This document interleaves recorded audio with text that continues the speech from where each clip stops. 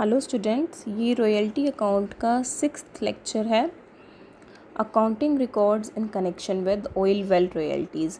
Oil wells क्या है कि एक ऑनर के पास में ऑयल वेल्स हैं, उसने लीज़ पे दिए कि ऑयल एक्सट्रैक्ट करके उसको यूज़ करो, प्रोसेस करो इस चीज़ के लिए। तो अकाउंटिंग रिकॉर्ड्स यहाँ पर सेम तरीके से मेंटेन होंगे जैसे कि माइनिंग के केस में थे, यानी कि जब जितना हमने अभी तक के इलस्ट्रेशंस में किया है वैसा ही करना है। इसके बाद अलग टॉपिक आ गया है, मतलब ऑयल वेल्स की रॉयल्टी है, सेम तरीके से निकालनी है। Next is restriction on recoupment of certain percentage of short working. अब हर एक क्वेश्चन के साथ में चेंजेस सिर्फ इतने ही आ रहे हैं कि शॉर्ट वर्किंग की कुछ एडजस्टमेंट्स दे दी कि इतना राइट ऑफ कर सकते हो, इतना कर सकते हो, इतना नहीं कर सकते हो। तो यहाँ एक और रिस्ट्रिक्शन लगा दी है कि शॉर्ट वर्किंग ही एक सर्टेन परसेंटेज के ऊपर रिकूपमेंट के ऊपर रिस्ट्रिक्शन। समटाइम्स ये दे रखा है कि 1 साल की शॉर्ट वर्किंग अगले 2 साल तक रिकूप कर सकते हैं, लेकिन लैंडलॉर्ड एक एक्स्ट्रा कंडीशन डाल देते हैं कि अगर full amount of short working can not be recouped in next year, ठीक है, 2 साल तक राइट ऑफ करनी है लेकिन पहले साल में नहीं हो पाती, तो lessee will lose his right to recover a certain percentage से 40 और 50%। 2 साल तक टोटल राइट ऑफ कर सकते हो, पहले साल में हो जाती है तो ठीक है, तो पहले अगर नहीं होती तो पहले साल में जितनी नहीं होती उसका कुछ हिस्सा कभी राइट ऑफ नहीं हो पाएगा, मतलब अगले साल भी नहीं हो पाएगा। इन सच ए केस वो पहले ही साल में उतनी अमाउंट P&L में ट्रांसफ़र कर दी जाएगी। इलस्ट्रेशन 17 देखिए, राम ने एक ऑयल वेल लीज़ पे लिया है 15 साल के लिए, मिनिमम रेंट 18,000 पर एनम है, रॉयल्टी ₹1 पर ton of oil taken out. Short workings are recoverable in next 2 years of such short working only. जिस टाइम पे शॉर्ट वर्किंग होगी उसके नेक्स्ट 2 years तक शॉर्ट वर्किंग राइट ऑफ हो सकती है, but condition that a full short working could not be recovered in the next year of the short workings। 2002 में जो हुई है 2003 तक नहीं हो पाती है तो क्या होगा, Ram will lose his right to recover 40% of the unrecovered balance. Unrecovered balance का 40% राइट ऑफ करने का राइट ख़त्म हो जाएगा। तो चारों सालों का आउटपुट दे दिया है, इसके बेसिस पे एनालिटिकल टेबल बनाते हैं और प्रैक्टिकली देखते हैं। आउटपुट है रॉयल्टी ₹1 पर टन है तो इक्वल आ गया, ये है मिनिमम रेंट, तो पहले साल में हो गई शॉर्ट वर्किंग, अमाउंट पे करेंगे मिनिमम रेंट के इक्विवेलेंट। नेक्स्ट ईयर में फिर से शॉर्ट वर्किंग, पुरानी शॉर्ट वर्किंग राइट ऑफ नहीं हो पाई, तो अब क्या थी हमारी कंडीशन, ये जो शॉर्ट वर्किंग है 2002 वाली ये कब तक राइट ऑफ कर सकते हैं, 2004 तक। लेकिन अगर 2003 तक नहीं होती तो अनरिकवर्ड बैलेंस का 40% कभी रिकवर नहीं हो पाएगा। तो अनरिकवर्ड बैलेंस कितना है यहाँ पर, पूरा का पूरा, क्योंकि नेक्स्ट ईयर फिर से शॉर्ट वर्किंग है, तो इसका 40% यानी कि 8,400 अब कभी भी राइट ऑफ नहीं हो पाएगा, और उसको हम सीधा डाल देंगे P&L के अंदर। 8,400 अगर नहीं हो पाएगा तो कितना हो पाएगा, 12,600 राइट ऑफ होगा। जब भी हमारे पास में, जब भी मतलब नेक्स्ट ईयर का ही टाइम है, तो नेक्स्ट ईयर में 12,600 राइट ऑफ कर सकते हैं। अब नेक्स्ट ईयर देखो, आउटपुट ज़्यादा है, रॉयल्टी ज़्यादा है, मिनिमम रेंट है कम, तो कितना है सरप्लस, यहाँ पर 16,000 का सरप्लस है।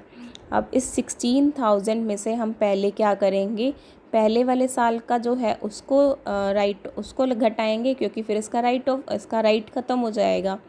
तो 16,000 माइनस 12,600, इस 16,000 को यूज़ किया पहले साल की शॉर्ट वर्किंग को राइट ऑफ करने में। पहले साल की short working completely right off हो जाएगी, 16,000 माइनस 12,600, बैलेंस आएगा 3,400।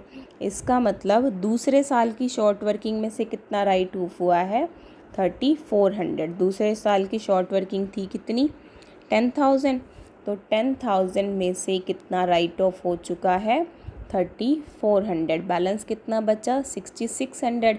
अब इसके ऊपर भी वही कंडीशन है कि पहले साल में अगर राइट ऑफ नहीं हो पाएगा तो उसका 60% कभी भी राइट ऑफ नहीं हो पाएगा और उसको P&L में ट्रांसफ़र करेंगे।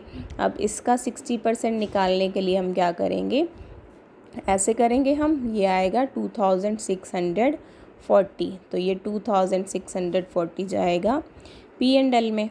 बैलेंस कितना बच गया, 6600 में से 2640 कभी राइट ऑफ नहीं हो पाएगा, बैलेंस बच गया 3960। तो नेक्स्ट ईयर अगर बैलेंस अवेलेबल होगा तो उसमें से हमने 3960 राइट ऑफ करने हैं। अब नेक्स्ट ईयर देखो एक्चुअल रॉयल्टी ज़्यादा है, मिनिमम रेंट कम है, ठीक है, राइट ऑफ कर लिया हमने। ये पेमेंट कितनी करेंगे, 36,000 माइनस 3960 की। That's it. बस हमें थोड़ा ना स्टेटमेंट को ध्यान से पढ़ना है, जो भी दे रखा है उसके बेसिस पे एनालिटिकल टेबल बनानी है। और अभी तक तो आई होप आप वेल वर्स हो गए होंगे आगे लेज़र अकाउंट्स बनाने के अंदर। अब जो चीज़ें आपको समझाई हैं वही इन 2 वर्किंग नोट्स के अंदर दे रखी हैं। रीड करिए, कोई प्रॉब्लम हो तो डिस्कस करिए। नेक्स्ट देखिए, royalty in connection with brick making. Brick making में क्या होता है कि लैंडलॉर्ड के पास ज़मीन होती है, वो ज़मीन लीज़ पे दे देता है कि इसमें से मिट्टी निकालो और ईंटें बनाओ उसकी, ठीक है। तो जितनी भी मिट्टी उसमें से निकाली जाती है पर cubic feet of earth taken out, उसके बेसिस पे एक्चुअल रॉयल्टी की अमाउंट डिसाइड होती है। डिफरेंस कहाँ आता है, कहीं कहीं पे क्या होता है, पेमेंट ऑफ नजराना टू लैंडलॉर्ड, कहते हैं कि लेज़ी को एक एडवांस पेमेंट करनी पड़ेगी लैंडलॉर्ड को, ठीक है। उस एडवांस पेमेंट को ही बोलते हैं नजराना। अब वो जो एडवांस पेमेंट होती है वो पूरी लीज़ टर्म के लिए होती है। मान लो 15 साल की लीज़ है और उसके लिए नजराना की अमाउंट है 30,000, ठीक है। तो उसमें से हर साल कितनी हो गई, वो 2,000। तो एक नजराना अकाउंट बनाएंगे जिसका डेबिट बैलेंस होगा, टू बैंक करेंगे तो डेबिट बैलेंस होगा, और हर साल उसमें से 2,000 P&L में डालते रहेंगे। 30,000 डिवाइडेड बाई 15 2,000 बनेगा। तो हर साल 2,000 P&L में डालते जाएंगे, 15 साल के बाद में वो अकाउंट नील हो जाएगा। जनरली इसका बैलेंस डेबिट बैलेंस होगा, असेट की तरह से दिखेगा बैलेंस शीट के अंदर। इलस्ट्रेशन 18, 1 अप्रैल 1985 को एक ब्रिक कंपनी ने लीज़ ले ली 15 साल के लिए श्यामलाल से for getting earth. Term of lease is annual rate of royalty ₹5 पर 100 cubic feet of earth taken out, यानी कि 100 क्यूबिक फीट अर्थ निकालेंगे तो ₹5, ठीक है। Minimum rent is ₹1200। 1 अप्रैल 1985 को कंपनी ने 3,000 रुपये दिए नजराना के नाम के। लीज़ की टर्म क्या है, 15 साल, नजराना 3,000, तो हर साल P&L में कितने जाएंगे, 200 rupees. Short working can B recoup during the first 4 years of the lease only, यानी कि 1 अप्रैल 1985 से लेके 1 ईयर कब ख़त्म हो जाएगा, 31 मार्च 1986 को, सेकेंड ईयर 87 को, थर्ड 88 को, और फोर्थ ईयर ख़त्म हो जाएगा 89 को। तो 31 मार्च 89 तक शॉर्ट वर्किंग्स राइट ऑफ हो सकती हैं। एनुअल रॉयल्टी हमेशा 31 मार्च को देनी है। आउटपुट दे दिया है हमें 4 सालों का, हमने अकाउंट्स बनाने हैं। हम कैलकुलेशन टेबल देखते हैं पहले। आउटपुट आउटपुट आउटपुट और आउटपुट, रॉयल्टी निकालते हैं। 100 क्यूबिक फीट के लिए रॉयल्टी है ₹5, ठीक है। तो 20,000 क्यूबिक फीट के लिए कितनी होगी, 500 डिवाइडेड बाय 100 इंटू वाला साइन में थोड़ा इधर लगा देती हूँ, क्या कर दिया, 5/100 इंटू 20,000। इस तरह से निकलेगी एक्चुअल अमाउंट ऑफ रॉयल्टी, कितनी आई, 1,000 रुपीज़। इसी तरह से 30,000 इंटू 5/100, 18,000 इंटू 5/100 और 28,000 इंटू 5/100। ये मिनिमम रेंट, पहले साल शॉर्ट वर्किंग, दूसरे साल एक्सेस, कितना excess, 200, short working write off कर लेंगे। तीसरे साल फिर से शॉर्ट वर्किंग, चौथे साल एक्सेस, कितना एक्सेस, ₹200, 200 तो राइट ऑफ हो जाएंगे।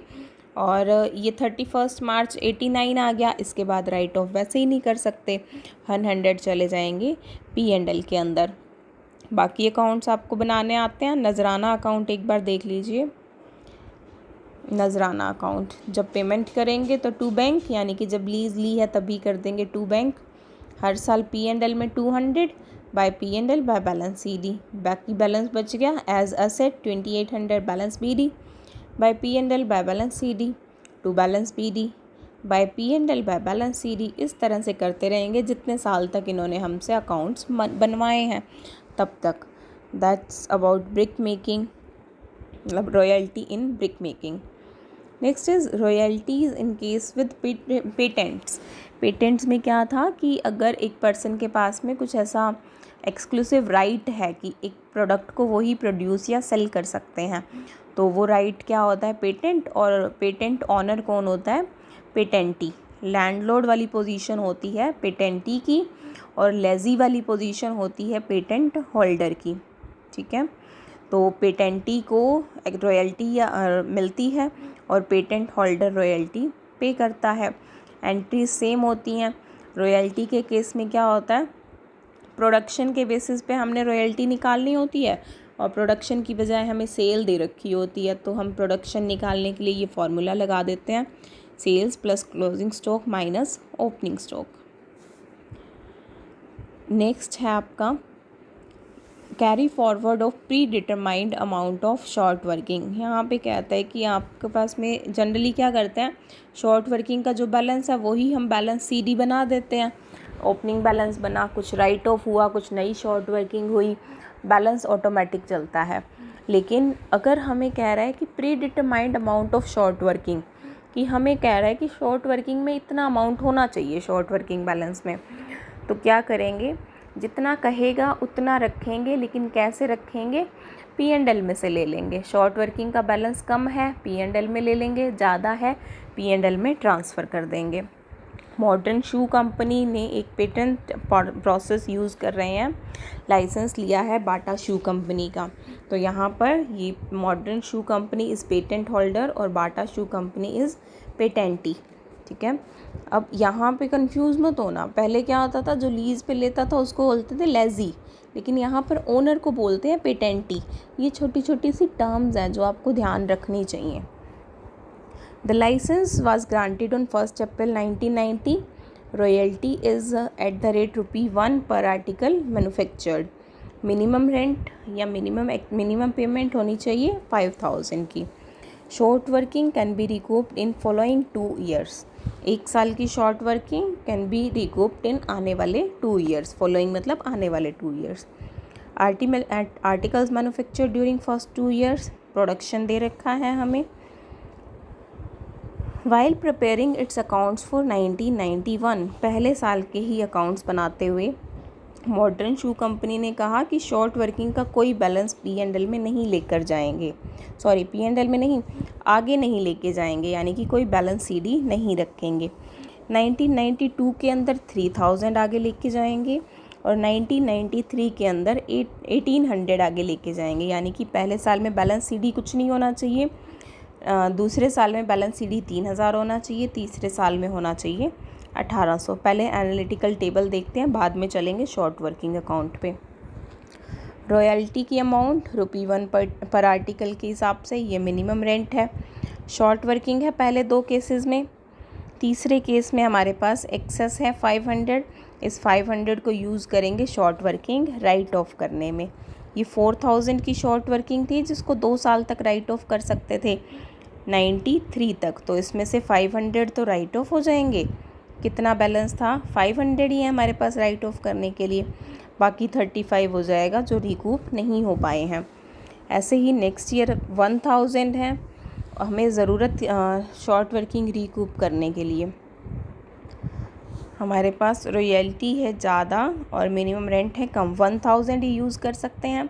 शॉर्ट वर्किंग थी 1800, 1000 राइट ऑफ हो गई, लेकिन बाकी अब इसका भी टाइम लैप्स हो गया, तो 800 की शॉर्ट वर्किंग राइट ऑफ नहीं हो पाएगी। अब आइए शॉर्ट वर्किंग अकाउंट देखते हैं। शॉर्ट वर्किंग अकाउंट, पहले साल शॉर्ट वर्किंग आई थी 4000, एंट्री हुई होगी royalty debit, short working debit to Bata shoe company. तो short working to Bata shoe company 4000। क्या कह रहे थे कि कोई बैलेंस आगे नहीं लेकर जाना है, नहीं लेके जाना, तो शॉर्ट वर्किंग का बैलेंस जाएगा कहाँ, P&L में ही जाएगा। तो बाय P&L करके अकाउंट क्लोज। नेक्स्ट ईयर कोई ओपनिंग बैलेंस नहीं। नेक्स्ट ईयर नई शॉर्ट वर्किंग बनी 1800 की, लेकिन हमें कह दिया कि 92 के अंदर 3000 बैलेंस लेके जाना है। बाय बैलेंस CD 3000 करेंगे तो कहाँ से करेंगे, अमाउंट कहाँ से लेंगे, शॉर्ट वर्किंग टू P&L से लेकर आके आएंगे। नेक्स्ट ईयर अब बैलेंस हो गया 3000। अब ये क्या कह रहे थे, अब शॉर्ट वर्किंग राइट ऑफ हुई थी इस साल में 500 की, 5500 एक्चुअल रॉयल्टी थी, मिनिमम रेंट था 5000, और तो 500 की royalty short working write of होती है। तो राइट ऑफ के लिए एंट्री होती है बाय लैंडलॉर्ड या बाय पेटेंटी बाय बाटा शू कंपनी 500। अब यहाँ इन्होंने कहा कि 18, अब यहाँ पे ये ध्यान रखना है कि वो 35 एक यहाँ पर हमने एंट्री की थी कि 3500 जो राइट ऑफ नहीं हो पाए, अब यहाँ पर उसको P&L में ट्रांसफ़र करने की ज़रूरत नहीं है। अब आप देखिए ऑटोमेटिकली यहाँ पर 4000 कर दिए हैं, यहाँ पे हो गए हैं, तो एकदम लास्ट ईयर में हम करेंगे उसको, बीच में हम शॉर्ट वर्किंग P&L में ट्रांसफ़र नहीं करेंगे, बस जो बैलेंस रखना है उस हिसाब से देखेंगे। तो बैलेंस कह रहे थे 1800 रखना है, इधर है 3000, इधर टोटल हो गया 500 प्लस 1800 2300। बैलेंस कहाँ से लाएंगे, बाय P&L करके। इसी तरह से नेक्स्ट ईयर बैलेंस BD है 1800। अब इस साल में कुछ कहा भी नहीं था कि कितना बैलेंस रखना है, ठीक है, और वैसे भी यहाँ तक के ही अकाउंट्स दे रखे हैं। शॉर्ट वर्किंग राइट ऑफ हुई थी 1000, बाकी ट्रांसफ़र कर देंगे P&L के अंदर और अकाउंट क्लोज। नेक्स्ट इलस्ट्रेशन है गैजेट्स लिमिटेड के बारे में। गैजेट्स लिमिटेड पेटेंटी हैं एक इलेक्ट्रिक रेज़र के, जिसका पेटेंट उन्होंने दिया है डोमेस्टिक यूटिलिटीज़ लिमिटेड को। तो डोमेस्टिक यूटिलिटीज़ लिमिटेड यहाँ पे क्या हुआ, पेटेंट होल्डर, किस चीज़ के लिए, रेज़र्स बनाने और बेचने के लिए। डोमेस्टिक यूटिलिटीज़ ने आगे क्या किया, ट्रिमर्स लिमिटेड को एक सब लाइसेंस दे दिया, ठीक है। 3 सालों की डिटेल दे रखी हैं, सब पेमेंट्स 31 मार्च को करनी है। हमने अकाउंट्स कर दिखाने हैं डोमेस्टिक यूटिलिटी लिमिटेड के, दोनों तरह से, as a patent, as a landlord भी और एज ए लेसी भी, दोनों तरह से, जैसे एक बार पहले किया था हमने उस तरह से। ये देखिए क्या क्या इन्फॉर्मेशन दे रखी है। डोमेस्टिक यूटिलिटीज़ की सेल दे रखी है 3 सालों की, ट्रिमर्स लिमिटेड की सेल दे रखी है, ट्रिमर्स लिमिटेड के पास जो क्लोजिंग स्टॉक है वो भी दे रखा है। सब पेमेंट्स एनुअली करनी है, और अकाउंट्स बनाने के लिए कुछ और इन्फॉर्मेशन चाहिए, जैसे कि रॉयल्टी सब लाइसेंस के केस में, यानी कि जब डोमेस्टिक यूटिलिटीज़ को पेमेंट करनी है तो रॉयल्टी है ₹10 पर रेज़र सोल्ड, ठीक है, यहाँ पर सेल के बेसिस पे रॉयल्टी है। मिनिमम रेंट 75,000 पर एनम, और short workings are recoverable for next 2 years. और सब लीज़ के केस में सब लाइसेंस जहाँ दिया है वहाँ पर मिनिमम, वहाँ पर एक्चुअल रॉयल्टी 15 पर रेज़र मैन्युफैक्चर्ड, यहाँ पर सेल के बेसिस पे थी, यहाँ पर मैन्युफैक्चर्ड के बेसिस पे, और मिनिमम रेंट 30,000 और royal short working recoupable for next 2 years. Analytical table बनाते हैं दोनों के लिए, 2 एनालिटिकल टेबल बनेंगी, फॉर रॉयल्टी पेएबल और फॉर रॉयल्टी रिसीवेबल। पहले पेएबल वाली देखिए, डोमेस्टिक यूटिलिटीज़ ने पेमेंट करनी है फॉर रेज़र्स सोल्ड, ठीक है, रॉयल्टी है सेल के बेसिस पे। अब सेल कितनी हुई, डोमेस्टिक यूटिलिटीज़ की सेल के अंदर ट्रिमर्स लिमिटेड की सेल जोड़ेंगे और उसके ऊपर रॉयल्टी पे करेगा डोमेस्टिक यूटिलिटीज़, किसको, गैजेट्स लिमिटेड को। तो रॉयल्टी पेएबल के लिए कितना प्रोडक्शन हो गया, 4520 + 1220, ठीक है, सेल हो गई 5740 यूनिट्स। इसी तरह से नेक्स्ट में जोड़ा, सेल हो गई 8970 यूनिट्स, और इसी तरह से थर्ड ईयर में तीनों के लिए एक्चुअल रॉयल्टी निकाली, तीनों के लिए मिनिमम रेंट निकाला। पहले साल में शॉर्ट वर्किंग है, वो शॉर्ट वर्किंग आने वाले 2 सालों में राइट ऑफ हो सकती है। दूसरे साल में राइट ऑफ हुई कितनी, 14,700, उससे अगले साल में राइट ऑफ हुई 1150, और बाकी जो नहीं हो पाई वो चली गई P&L में। अब देखिए रॉयल्टी रिसीवेबल वाली टेबल, ट्रिमर्स लिमिटेड से किस लिए कैसे ले रहे हैं, रेज़र मैन्युफैक्चर्ड के बेसिस पे, मैन्युफैक्चरिंग कैसे निकालेंगे, sale plus closing stock minus opening stock. दे रखा था, सेल दे रखी थी, पहले साल का सिर्फ क्लोजिंग स्टॉक है, ओपनिंग स्टॉक नहीं है। दूसरे साल का क्लोजिंग स्टॉक 60 है, तो इसका ओपनिंग स्टॉक कहाँ से आया, जो पिछले साल क्लोजिंग था वो इस साल था ओपनिंग। इसी तरह से ये क्लोजिंग और ये पिछले साल का क्लोजिंग इसका ओपनिंग था। तीनों सालों का आउटपुट मिल गया। तीनों साल के आउटपुट के बेस पे रॉयल्टी, ये मिनिमम रेंट, पहले साल शॉर्ट वर्किंग, आने वाले 2 सालों तक राइट ऑफ कर सकते हैं, पहले ही साल में राइट ऑफ हो चुकी है और बाकी एक्चुअल पेमेंट मिलती रहेगी। तो यहाँ पर अकाउंट बनेंगे royalty payable account, short working account और गैजेट्स लिमिटेड अकाउंट। यहाँ पर बनेंगे royalty receivable account, royalty reserve account और trimmers limited account. This is about patent royalty. और पेटेंट रॉयल्टी के अंदर भी जब आगे उन्होंने सब लाइसेंस दे दिया है। Next is copyright utilities. Copyright होता है कोई बुक या आर्टिकल लिखते हैं, वो ऑथर की परमिशन के बिना नहीं छाप सकते हैं। जब ऑथर किसी पब्लिशर को राइट दे देता है कि ठीक है मेरी बुक पब्लिश करके बेच लो, तो बेचने में जितने भी पैसे मिलेंगे यानी कि सेल प्रोसीड्स या रिवेन्यू जो भी होगा उसका कुछ एक परसेंटेज पे किया जाएगा ऑथर को और उसको बोलेंगे रॉयल्टी। तो यहाँ पर पब्लिशर होगा लेजी और ऑथर होगा लैंडलॉर्ड। और अकाउंट सेम वैसे ही बनेंगे जैसे कि माइनिंग वाले केस में हम बनाते आए हैं। नेक्स्ट एक अलग आ जाएगा जब मिनिमम रेंट की कंडीशन नहीं है तो क्या करेंगे, कल देखते हैं। This is all about today's. कोई भी क्वेरी हो तो प्लीज़ डिस्कस विद मी।